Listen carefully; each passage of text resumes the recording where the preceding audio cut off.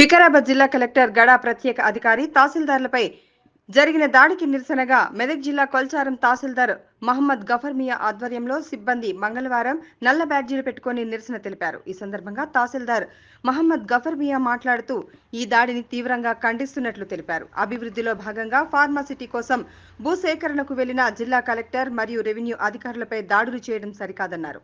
ఈ విధంగా ప్రజలు దాడులకు పూనుకున్నట్లయితే అభివృద్ధి పనులకు భూసేకరణ చేయడం సాధ్యం కాదన్నారు. దాడులకు పాల్పడిన నిందితులను వెంటనే అరెస్టు చేయాలని డిమాండ్ చేశారు. ఈ కార్యక్రమంలో డిప్యూటీ తహసీల్దార్ నాగవర్ధన్, సిబ్బంది అమరేశ్వరి, నీరుడి షేకులు, భూమయ్య, మహేష్ తదితరులు పాల్గొన్నారు.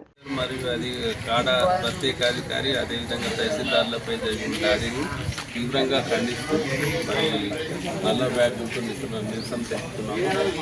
వికారాబాద్ జిల్లా కొడంగల్ నియోజకవర్గం ఫార్మాసిటీ భూసేకరణలో భాగంగా ప్రజాభిప్రాయాన్ని సేకరణకి వెళ్ళిన జిల్లా కలెక్టర్ అదేవిధంగా కాడా ప్రత్యేకాధికారి, డిప్యూటీ కలెక్టర్ వెంకటరెడ్డి అదేవిధంగా తహసీల్దార్లపై జరిగిన దాడిని తీవ్రంగా ఖండిస్తూ మరి ఇవన్నీ కూడా ప్రభుత్వం యొక్క డెవలప్మెంట్ భాగంగా ఈ భూసేకరణ జరుగుతుంది కాబట్టి ప్రభుత్వ డెవలప్మెంట్లో